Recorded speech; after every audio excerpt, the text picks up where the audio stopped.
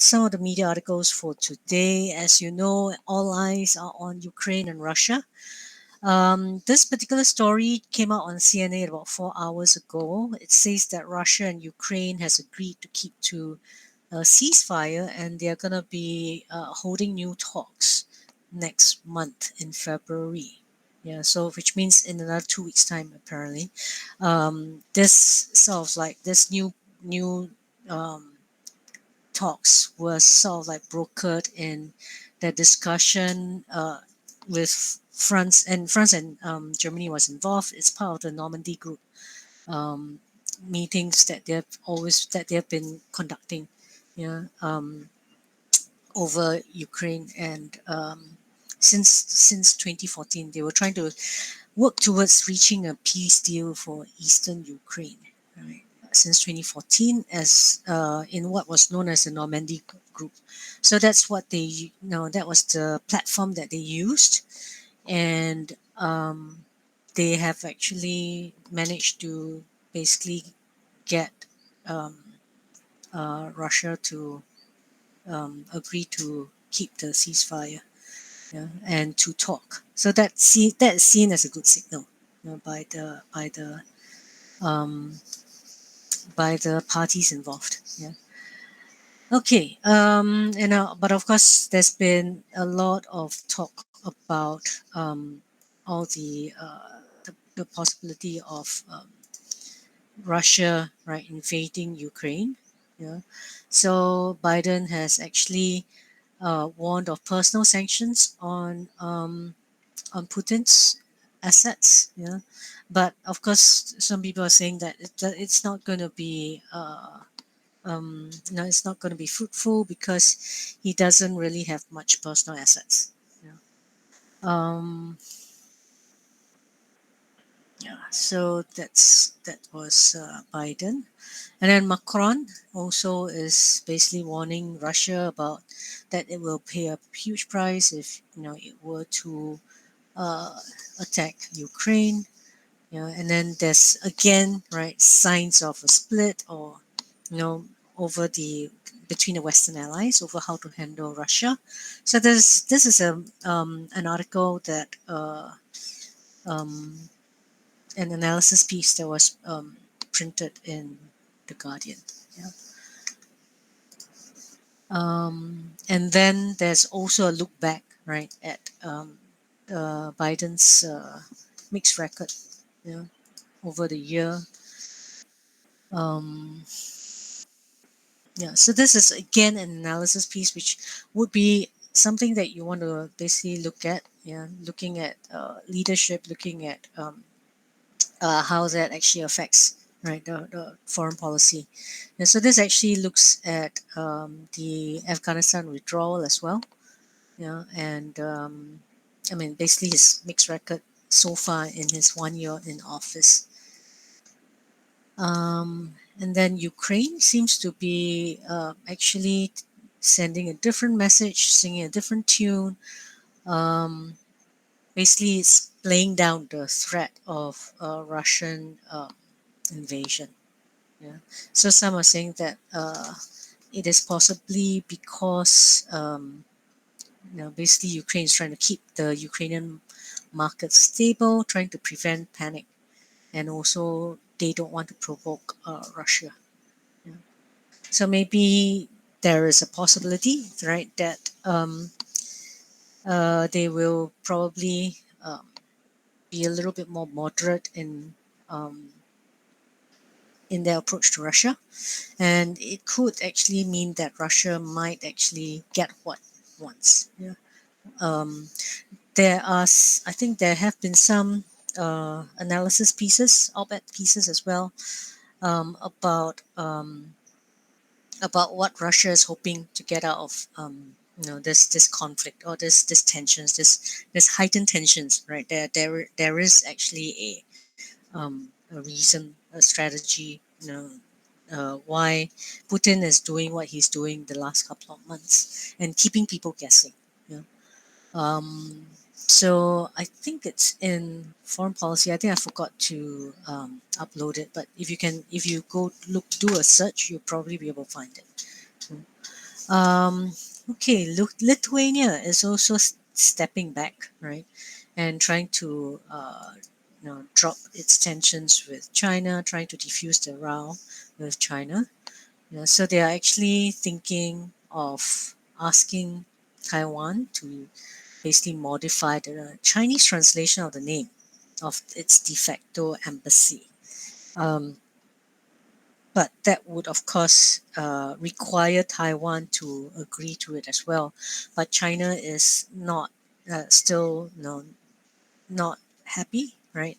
They say that it will take much more than just a name change um, to basically um, rebuild their relationships with Lithuania.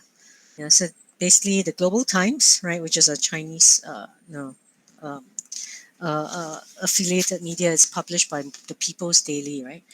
The Global Times basically said Lithuania needs to make substantial adjustments to its overall China policy rather than completely follow the US agenda. Okay. Okay.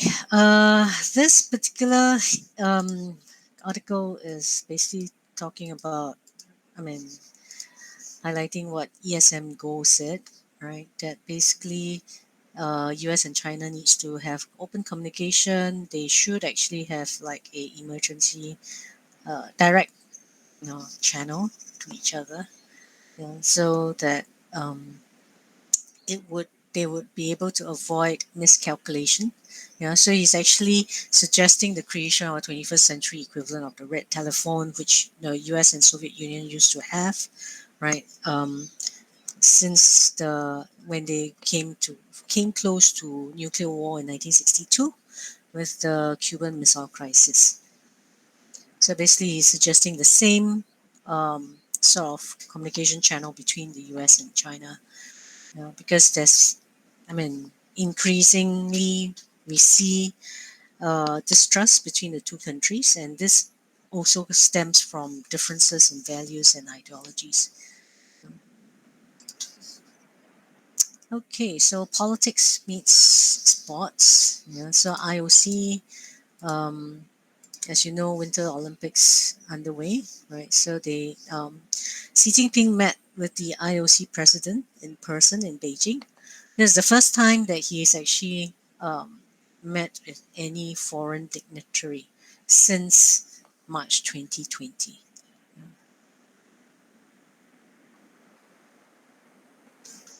Okay, then we have this is a report about a Dutch university that is actually going to return about 250,000 euros um,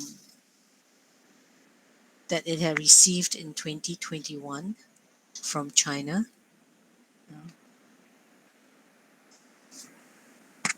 It was supposed to be for funding of a study center in the university. So it's supposed to fund the cross cultural human rights center. So basically, the university has been criticized as well for taking the funding. So you see cultural policy, right, at work here, but of course, it's the university has been under pressure, right, to basically um, reject the funding as well. Okay, then you have Saudi Arabia and Thailand basically agreeing to restore their full diplomatic ties. So they are also gonna basically they're gonna exchange ambassadors, right?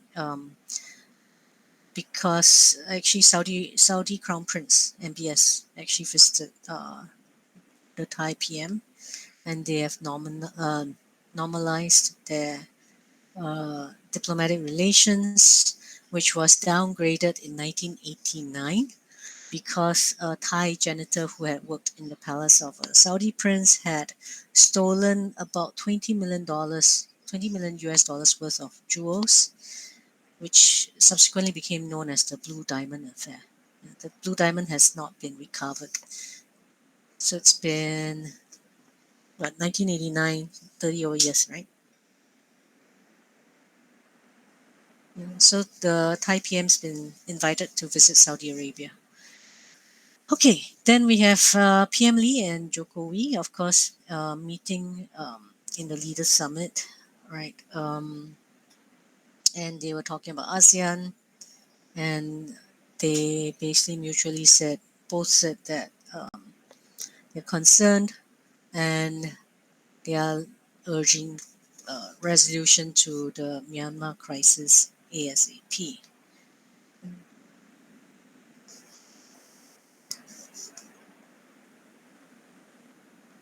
Okay, Taiwan VP is in Honduras for the inauguration, right, of the president, and then U.S. VP Kamala Harris is going to be there as well.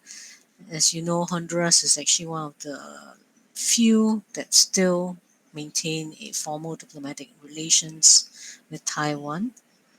Um, and I guess they're also hoping that basically to continue to ensure that Honduras right maintains its alliance. Okay, China get on the warpath again, right? Basically because of uh, a virtual meeting between U.S. President Biden and the Japanese Prime Minister, right, Kishida, basically saying that they labeled China as taking predatory steps in trade and other realms. So basically, China is angry, said that they have baselessly smeared and attacked China again, yeah, and wantonly interfered with China's domestic affairs. So this is again China, basically voicing it that its displeasure, right? Um, okay, the second last article is on the Iran nuclear deal. Iranian president using the Iran state TV says that the revival of the nuclear deal is possible if U.S. removes sanctions that has crippled the economy. Yeah, so remember that we talked about how state leaders usually use the media, right, as a platform, right, to communicate their wishes, their foreign policy, etc. Right. So this is what you see Iran doing, using the state media, to basically uh, put forward its position, about the Iran nuclear deal. And so they said, of course, Iran also said that it's ready to consider direct talks with the US if it feels that it can get a good deal with guarantees that Washington will not exit the deal again. So not much change from what they have been saying all along. Okay, so this one, this Guardian article basically is looking at the humanitarian crisis, right, in Afghanistan, and basically saying that the national security advisors basically is a group of people who were one of the most senior security and diplomatic officials in UK, warning that basically the humanitarian crisis is going to deteriorate and it, Afghanistan could be in um, you know, possibly the state could collapse, right, and there could be widespread starvation. So they are suggesting that they that basically the rules, right, on um, the extension of aid should be basically revised or changed, right, to so that Afghanistan can get access to all that aid as soon as possible.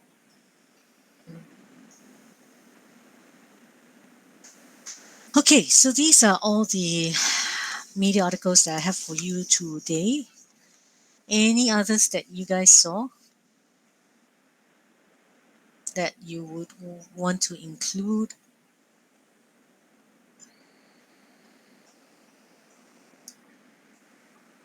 Or you guys are happy with what's here? I mean, is there anything that I might have missed out that you might have seen?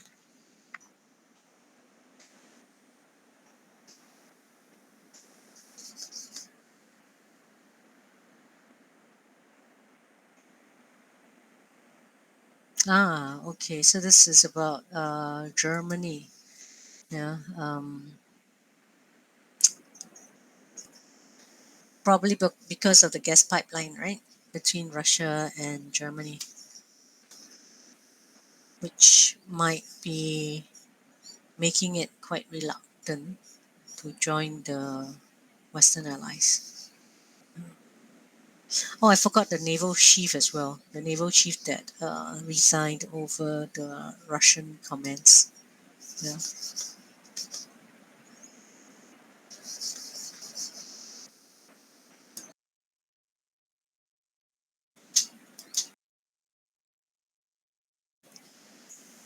Okay, so I think that's all the stuff that we have today. Let's take a look at the lecture notes for today. Yeah.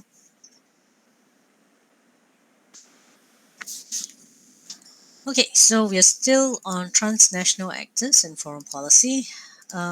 This is basically what block 9, I believe, right, in your online subject guide. Okay, so let's take a look at a recap of what we covered last week. Yeah. So last week we looked at basically non-state actors. Yeah, because when we talk about transnational actors, it's actually basically not just states but also non-state actors, and the role that they can play, right, in shaping a state's foreign policy. So we said that basically non-state actors actually try to play a significant role, right, and try to influence and shape a state's foreign policy at various stages of foreign policy making. So remember that the very last slide from last week actually um, talked about the various stages of foreign policy making, right? And basically that slide was taken from Bowman and Stengel. Yeah. So they identified basically 5 phases of foreign policy decision making, right? And they said that basically non-state actors are found in all 5, right, to varying degrees, but usually they're in the implementation. They are usually acting as the hands and legs of states that do not, especially in humanitarian intervention, right, where it is a very sensitive issue to have a state go into another state, right, to because of the principle of non-intervention. So they work through non-state actors like humanitarian organizations like the Red Cross, MSF, etc., to help to implement their foreign aid policy. So, but of course, you find that we also looked at how non-state actors have also tried to define and shape new international norms. By trying to lobby and trying to advocate for certain new norms. And we talked about how norms can emerge, etc. And then we also saw that they non-state actors in the form of international organizations can also constrain the state's ability to influence the international agenda, and also to constrain them from acting on their own volition, especially when economic sanctions are being imposed on a renegade state, for example. Yeah, and international organizations, right, would actually be the platform, right, because you want to make the economic sanctions as punitive as possible, and to pressure the renegade state or the rogue state into behaving in the way that you want it to behave, right? So international organizations are usually the platform to impose sanctions, but of course it does. This is you're also assuming that international organizations would be able to ensure that all members would toe the line. But as we saw, right, last week, right, that not all, I mean, not all international organizations are created equally, right? And the size of international organizations do matter. Some, you find that the smaller international organizations can actually are actually better at monitoring, right, and enforcing the norms of the organization compared to a larger institution or larger international organization like the UN. Yeah, this was actually taken from Early and Spice. Yeah. Okay. And then we also noted that with globalization and the digital age, right, states and non-state actors are actually becoming more and more bound together, right, within this web of complex interdependence, right? And this complex interdependence actually both generate expectations of mutual reciprocity between states, but in so doing, it also exposes sovereign states to greater dependence, right, on other states, and also as a result, makes them more vulnerable as well. They expose them to greater vulnerability. So that was what we went through last week. Okay. This video that I'm going to show you, right, is about transnational advocacy networks. This is Catherine Sicking, right, whom we read, and we are going to be reading quite a bit for today as well. She's talking about her work on transnational advocacy networks, and she and Finnemore, I think, were actually the ones that came up with this concept of transnational advocacy networks. So she explains how the networks actually work. Yeah.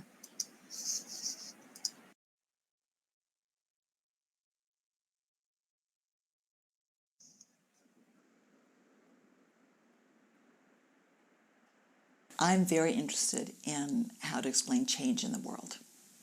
In my lifetime, I've witnessed a lot of what I would call genuine change.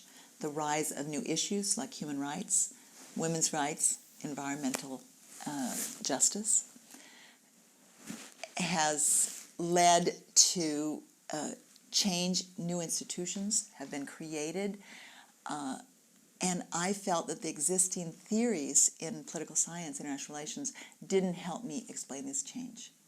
The existing theories tended to focus on stability. They were very useful in helping explain why states stayed the same, but they weren't helpful in understanding why change occurred. So when I looked at explaining why change occurred, I felt that we needed to pay attention to bottom-up actors that I would later call transnational advocacy networks. So we wrote a book called Activists Beyond Borders that had the subtitle Transnational Advocacy Networks in International Politics. And we invented that term, transnational advocacy networks.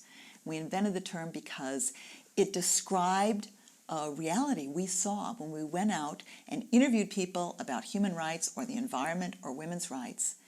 They described themselves as being part of networks. So we coined this term, transnational advocacy networks, because these networks were engaged in advocacy. They were arguing in favor of particular positions. They were pressuring and lobbying to get their ideas in politics. And they were transnational because they crossed borders. They weren't limited to a single country. We felt that transnational advocacy networks were an important part of the explanation for why these exciting changes were happening in politics. The first thing I should say is explain what we mean by transnational advocacy networks. Political scientists and sociologists have used the notion of network for a while.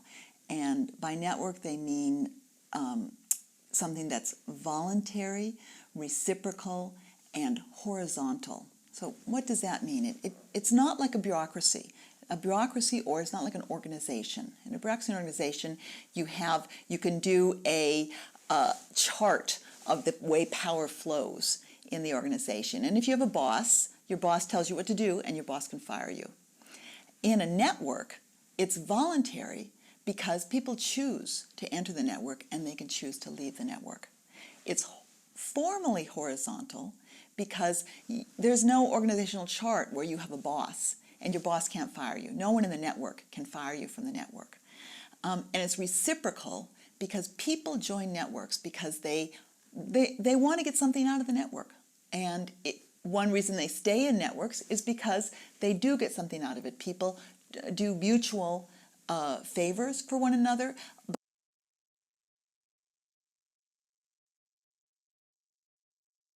But also they help one another out. So that's the basic notion of a network. But a network can be in a town, in a city, or in a country. To be a transnational advocacy network, first you have to work across borders. And so to be transnational in our field, usually we think it has to work in at least 3 countries. To be an advocacy network, it needs to be advocating for particular positions or particular ideas. And so we thought that a transnational advocacy network was that group of relevant actors who are working together, who share a common discourse, a common set of ideas, and they engage in dense exchanges of information and services. So what does that mean?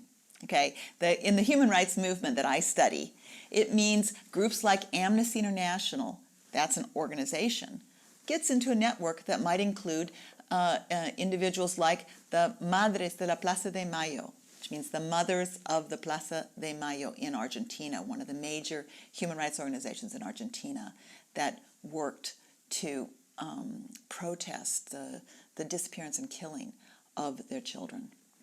It means having people in the network like the Ford Foundation that may be providing money to Amnesty International and to the mothers of the Plaza de Mayo to help them carry out their work. It means linking sometimes to people in the media or people in academia or people in international organizations or even parts of governments. So a network is not, it doesn't mean just civil society organizations or non-governmental organizations, what we call NGOs. NGOs and civil society organizations are always an important part of networks, but networks are much more than just civil society groups. Networks can be simultaneously agents or actors in world politics, and they are also structures. Margaret Keck and I, when we wrote the book Activists Beyond Borders, we argue in that book that networks can be either agents or structures. We preferred to focus on the actor side, the agent side of networks. We wanted to do that because we were interested in explaining change. To explain change, we thought we needed actors, we need real agents, real people who struggle to bring about change. And so most of my research has focused on the emergence of new norms and new ideas, and there I've needed and used this understanding of advocacy networks as agents. Other scholars are more interested in networks as structures, and by that they mean that networks have these enduring qualities that affect the outcomes that happen by virtue of their structure.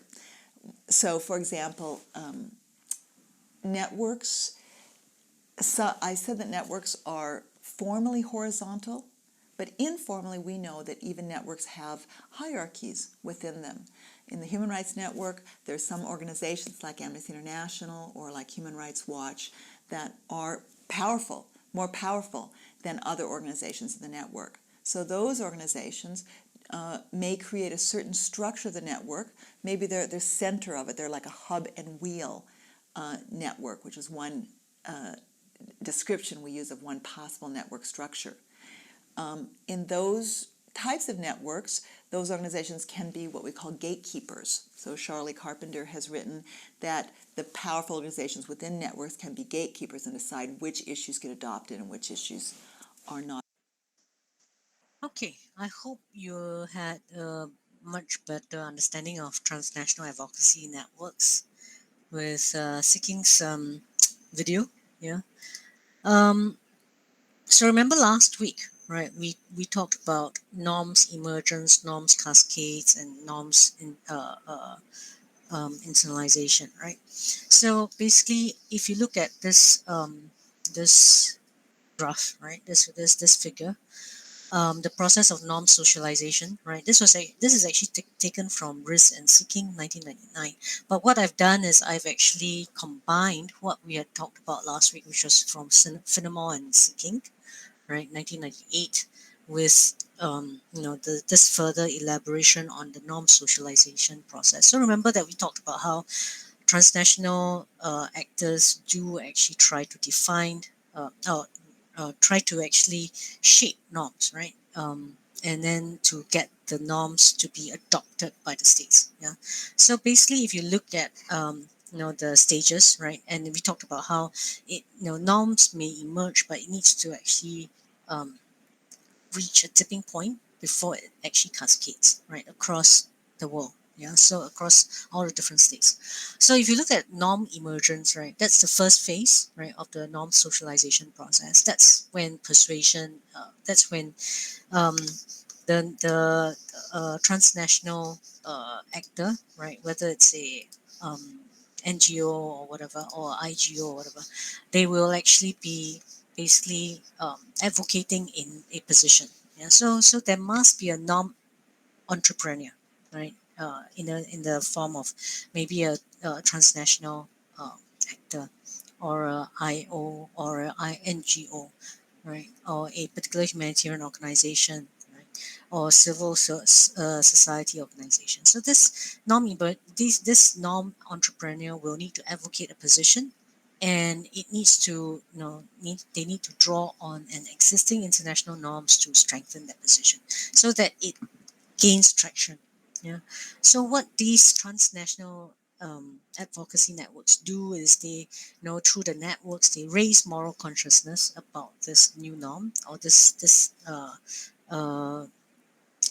what do you call it? Um, develop norm. I mean, new development to the norm, right? That might have existed before. They try to raise moral or consciousness of the state. They try to mobilize, domestic opposition groups, right, against the non-violating states, and then to also challenge those governments, right, through transnational structural pressures. So this is basically what we see as a two-step norm game, where you have a domestic and an international level. Right. So when so within the state, you have domestic opposition groups, right, that challenge the state, challenges the government.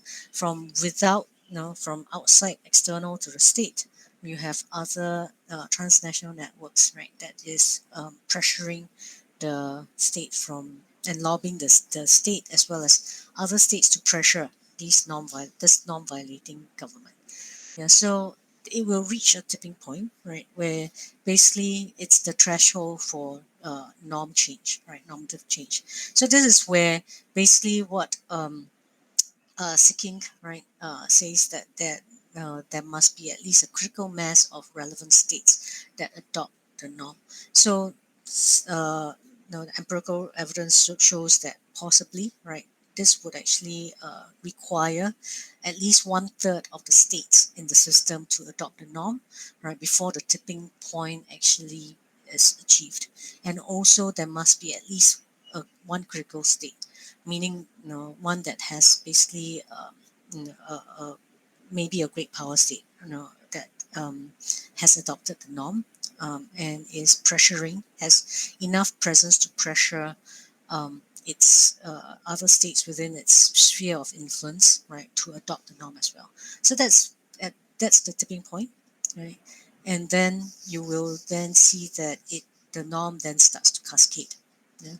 So the norm cascading would be when, the states are imitating each other. They are actually socializing other states to become norm followers, and those norm followers are actually imitating the norm's leaders, and then they may also be be persuading other regional states to also adopt the norm. So there's pressure to conform because it's cascading across the international system, and there's also, and of course, states will see that by actually adopting the norm, it might enhance their international legitimacy, and it may actually enhance their self-esteem as well. So that was when you see the norms cascading, right, and basically starting to attain the status of a standard of appropriateness. So then once the they actually move on to from norms cascading to norms internalization, right? You find that norms will then start to acquire this taken for granted quality. So it's no longer actually, no, it's basically normalized. It's no longer politicized. It's no longer a topic for broad public debate. You know? So this is how norms socialization actually takes place. Okay.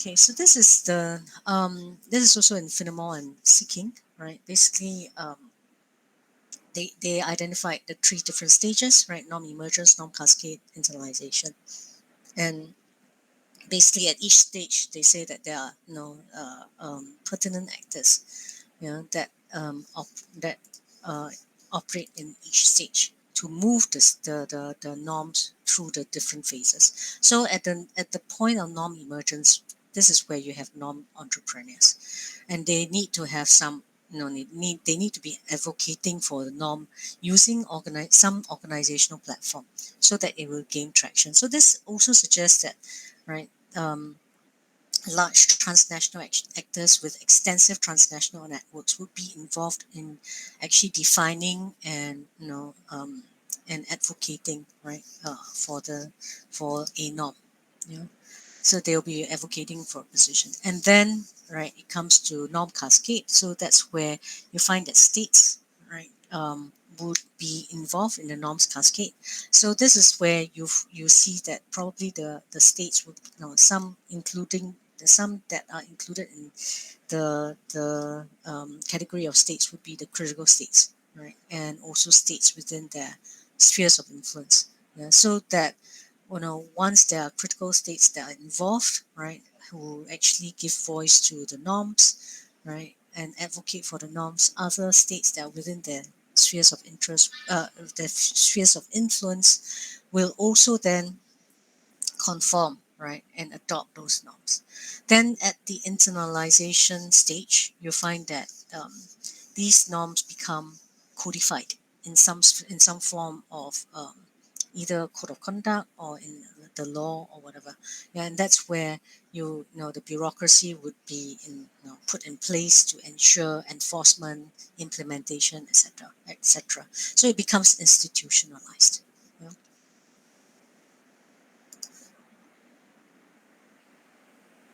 Okay.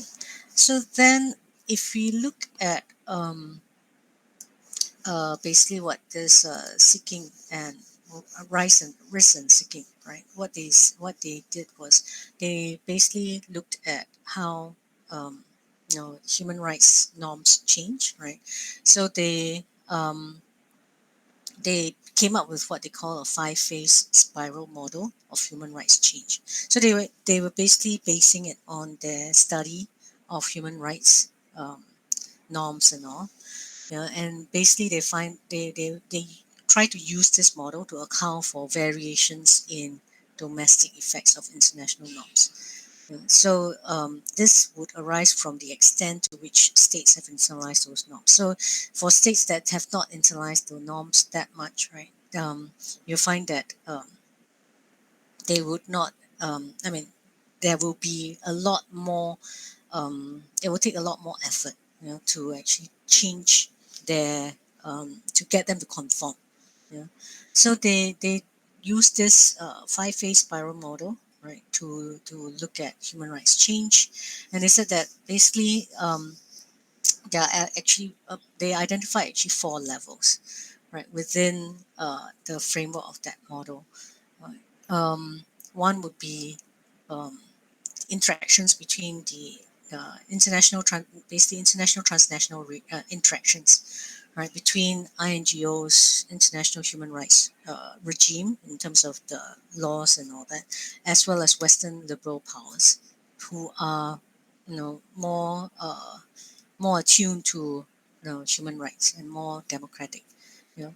Then you have the domestic society of non-violating state. So within the domestic arena, right, in the domestic society or non-violating state, you see that there's interactions between government and domestic opposition NGOs.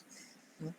And then they also examined. They said that there's also the transnational link, right, between the domestic opposition NGOs and the transnational networks, the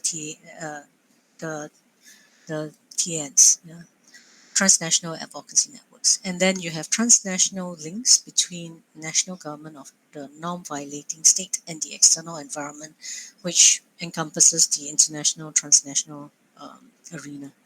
Yeah, so they noted that there would be what they call a boomerang effect that occurs, right? Because when a non-violating state, one government, that um, you know doesn't actually adopt or doesn't abide by the human rights laws or regimes, right? They are engaged in human rights abuse, right? Domestic opposition and NGOs may try to oppose the government, but they find that it is it is more effective if they were to also tap on their international allies, right, and try to bypass the state to try to get out to the international arena to inform or to basically uh, increase awareness of the abuse that's happening in the state, right,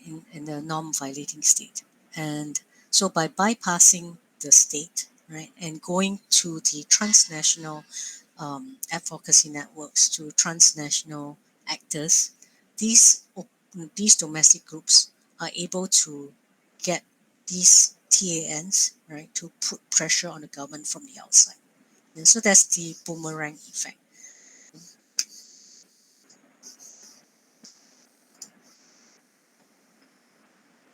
Okay, so this is how the authors actually applied the spiral model of human rights change, right? Um, I don't know whether you can see the figure on the left, but it's actually in on page 19 of Risk and Seeking, which I will be uploading. Yeah. So basically, they look at the five phases. So phase one would be the repression and activation of the transnational network. They basically say that this phase could last a long time because it depends on whether or not there are, the domestic opposition groups do have access to transnational networks or not. Yeah, because sometimes, they may their ability to reach out, right, to the international organizations or international transnational networks may be curtailed by the state, because the state may actually not allow them to, may actually put a ban on communications, international communications. So it may take a long time, right? This repression and and activation of transnational network may be actually stretched out over a long period of time. Mm. So unless they are able to reach out to transnational networks, they are able to raise awareness about the abuse, human rights abuse within the country, right? This phase may last several years. Yeah.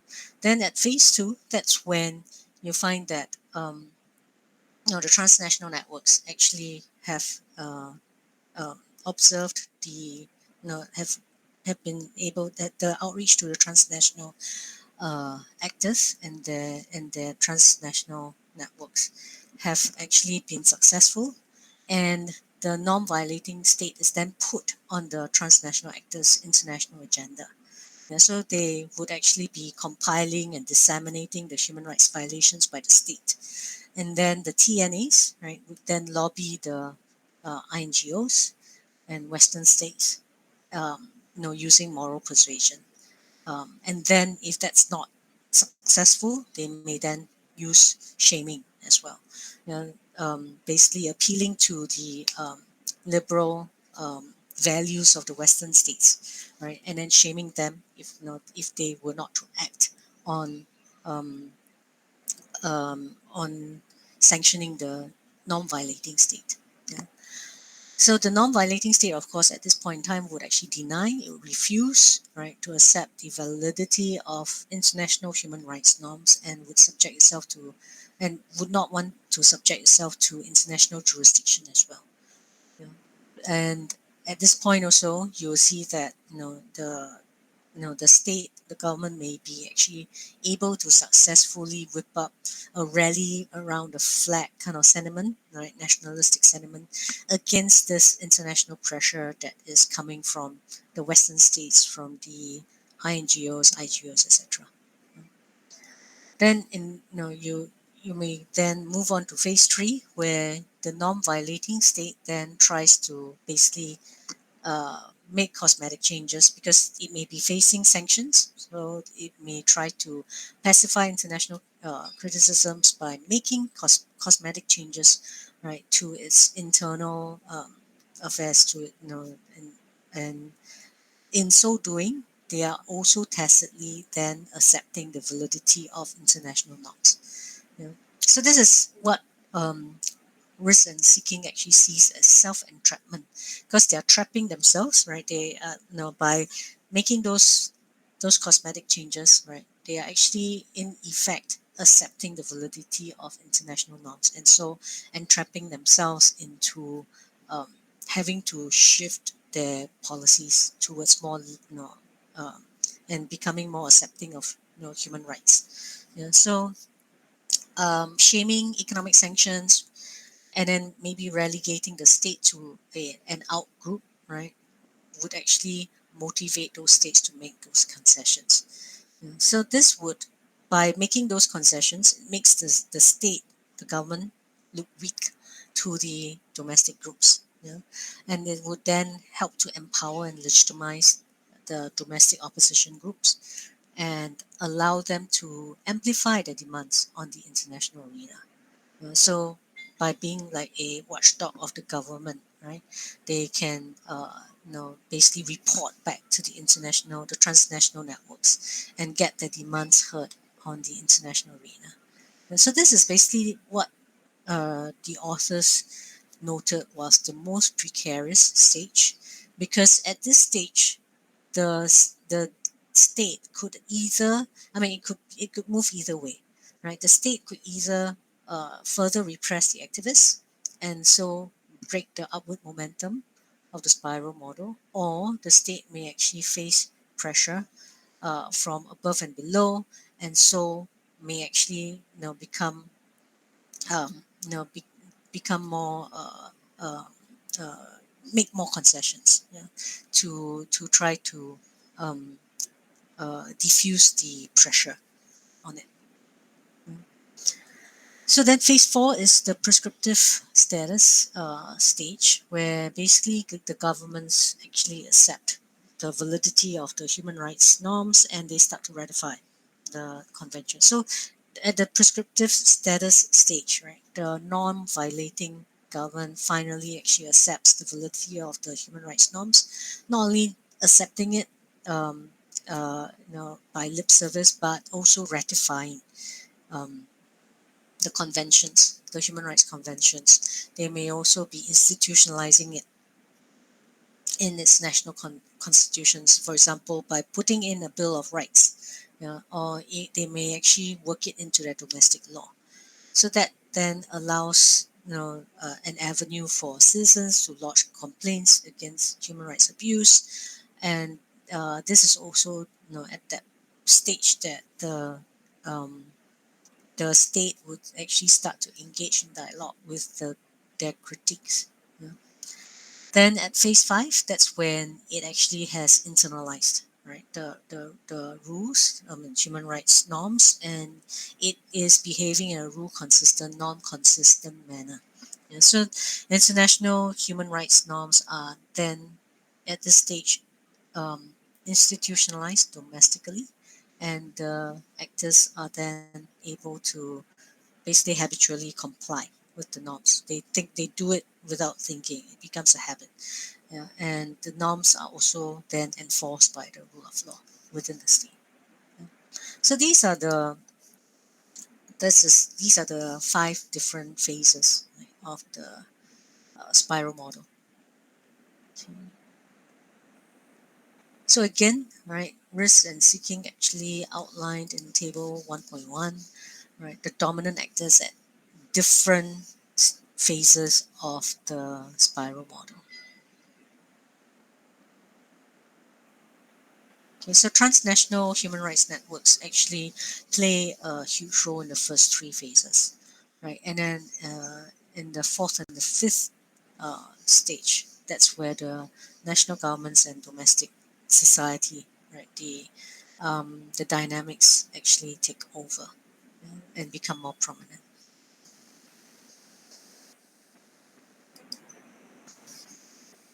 Okay, any questions so far? Because this is actually about norms, norm emergence, and how transnational actors are involved in making norms, defining norms, making norms, and then you know trying to develop and sustain norms.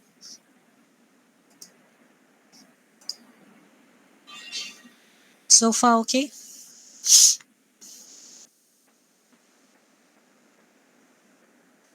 Okay, good.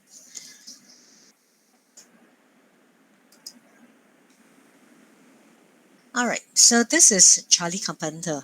I think just now, I mean, in the Seeking video, she did talk about Charlie Carpenter. Okay, so Charlie Carpenter, basically, this was a article that she published in 2007, right? So she'd been looking and studying, right, all the research that had been um, taking place on the TNAs, right, on transnational actors, and she noted that most of the scholars, right, that were studying transnational actors have mostly focused on norms emergence and non-emergence, norms non-emergence. So basically, she's talking about seeking and Finnemore and risk and Finnemore and seeking. So she said that basically they mostly were focused on norms emergence and non-emergence, but they have largely neglected to explain why TNAs even mobilize around some issues, and why is it some other issues don't take off? Why is it they don't mobilize around some other issues? And so the puzzle that she was trying to solve was, why do advocates and advocate networks pay attention to certain issues and not others in the first place? And then she observed that it is only when an issue is defined by political entrepreneurs and adopted by major gatekeepers in the advocacy arena that it is actually placed on the advocacy agenda. And she also noted that TNAs are actually highly selective about the issues they choose to champion. So again, right, I mean, this issue definition, right, actually comes before the norm emergence. So basically, Carpenter is saying that it's all good. No, we have actually looked at how norms emerge, etc., but we don't even know how the it becomes an issue in the first place that the TNAs then mobilize around it and advocate for it. So she said that when you observe all those issues out there, you see that they don't take every single issue that comes across their plate, right? They are very selective, and there are also you need again an entrepreneur to actually define the issue and to adopt it before it is, and only when it's adopted by a major gatekeeper in the advocacy arena, usually some large IGOs or large NGO that has substantial networks, right, in the advocacy arena, that it is actually placed on the advocacy agenda. So she said that if we look at the uh, research so far, right, the initial research suggests that these are some of the factors that may facilitate issue emergence. So Keck and Seeking actually talked about attributes of the issues themselves. Finnemore and Seeking talked about presence of political and entrepreneurs. And then Price talks about a favorable norm pool with which the issue may be aligned. So basically, Price is talking about there might that this issue may be linked to something that we already recognize as a norm, and so it can be grafted onto that norm that already exists, and so it can take off. Yeah. But Carpenter suggests that these factors are necessary, but they are insufficient in explaining why some issues do not emerge on the agendas of transnational advocacy networks, even when all these three factors are present. Right. So, for example, she talks about children born of wartime rape. She says that there's a lot being done for child soldiers, but there hasn't been any TANs or any TNAs that have actually adopted the issue of children born of wartime rape as a issue, and so there's not been any norms that has actually emerged on that issue itself. So how does Carpenter actually describe TANs? She talks about TANs as networks of activists motivated by shared principled discourse and aiming to affect political behavior through moral argument. And so she talks about ideas and discourse and having a discursive space, right? Which generates this the information about the issue. Yeah. So she says that basically TANs are actually made up of NGOs, IOs, governments, and individuals located within these bureaucracies. So within the bureaucracy that's associated with governments, also IOs and NGOs, and then academia and also the media. And so um, these are basically all part of this transnational advocacy network. So you can actually look at all these as transnational agents or transnational actors. So media is also included in it, academia as well.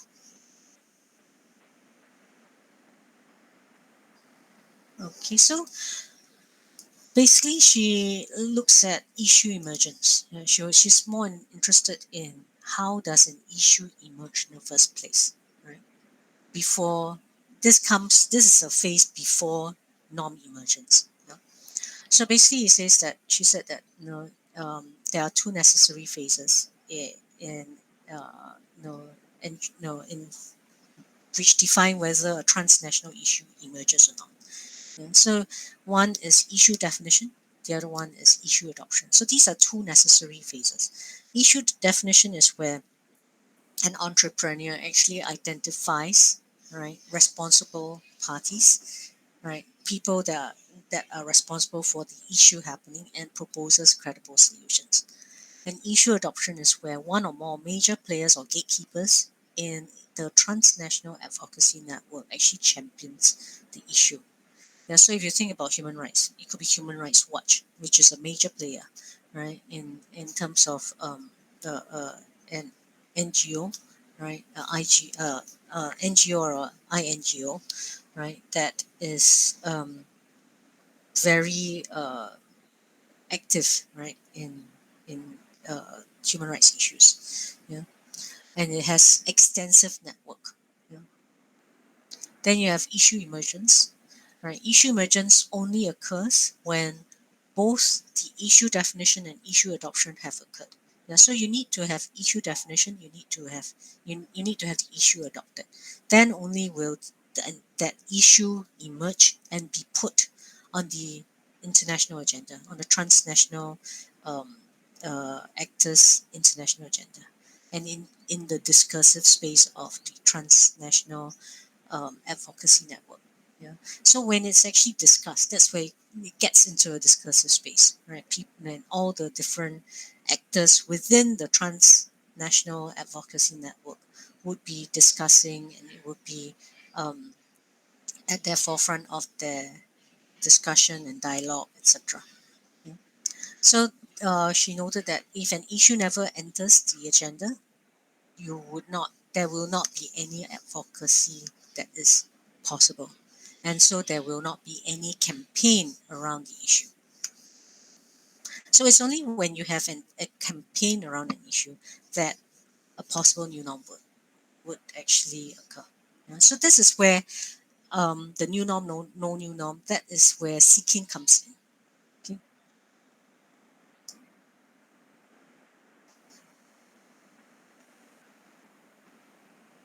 Okay, so Carpenter basically says that there are certain things that she noted, right, that suggests that that we are still lacking in some of the research that we are doing in terms of TNs. Yeah, so she had some suggestions for future research. She said that basically we need to operationalize, right, what are these TNs and what their TAN issue agendas are. Right. So basically, at that point in time, 2007, she already noted that actually the research so far, right, has not actually looked at the World Wide Web. So basically, she said that this is one of the ways. I mean, it's a little bit more transparent with the World Wide Web.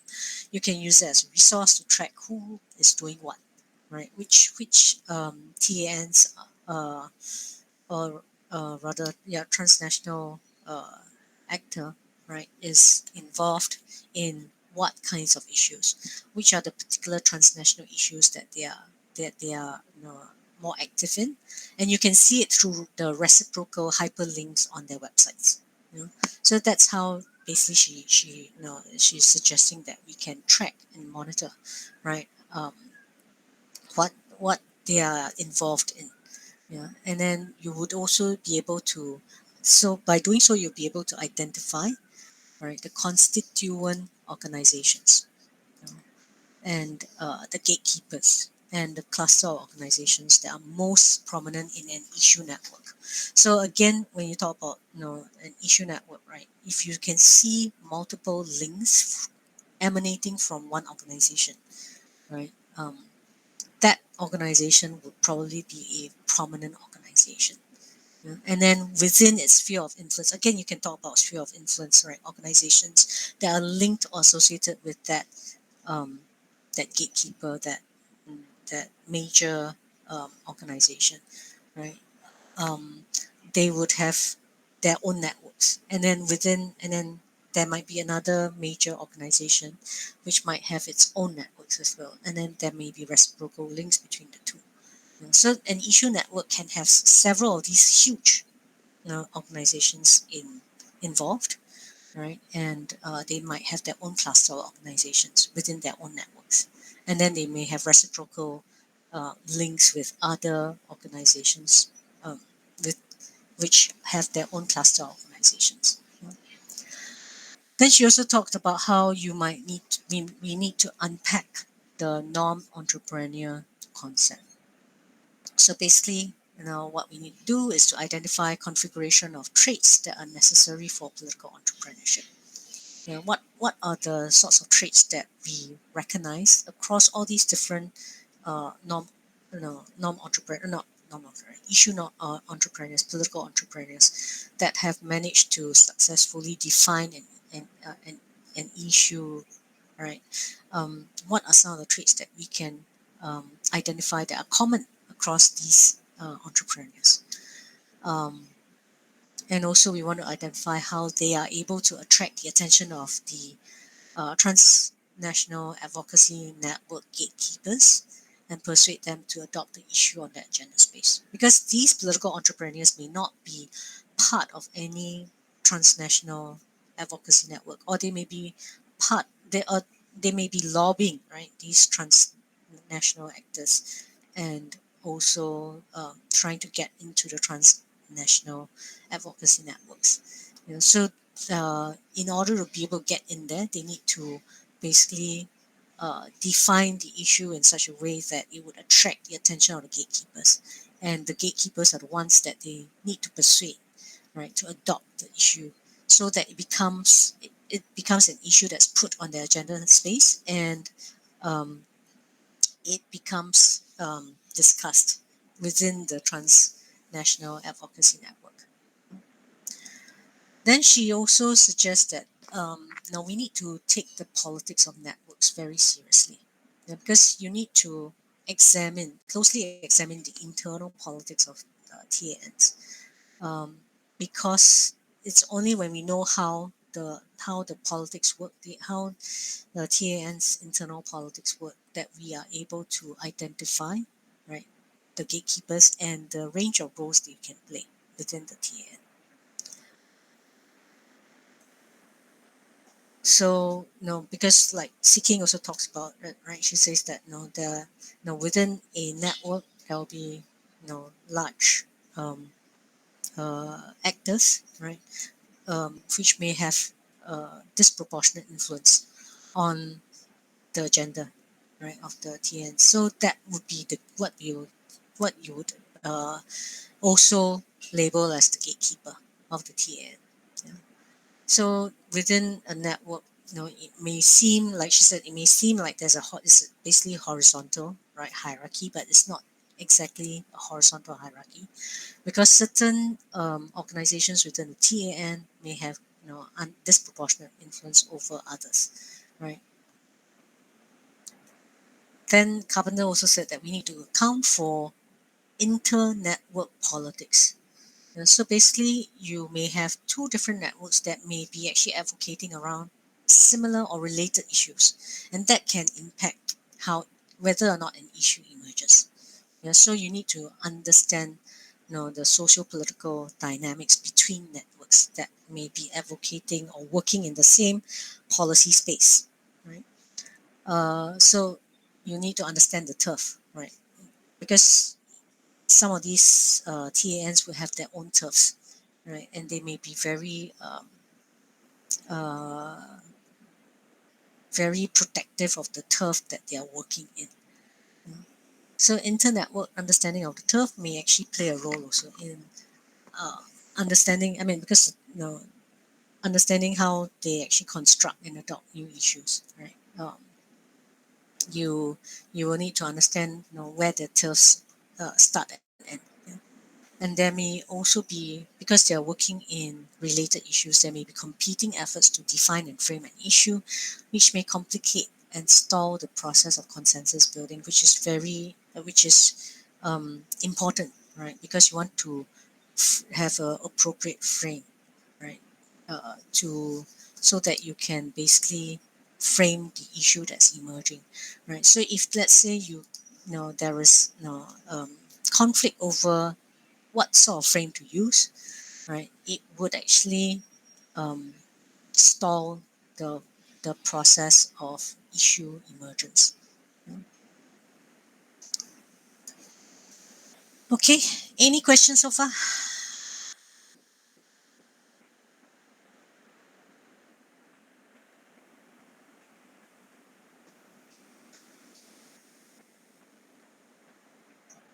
I'm assuming no questions, right?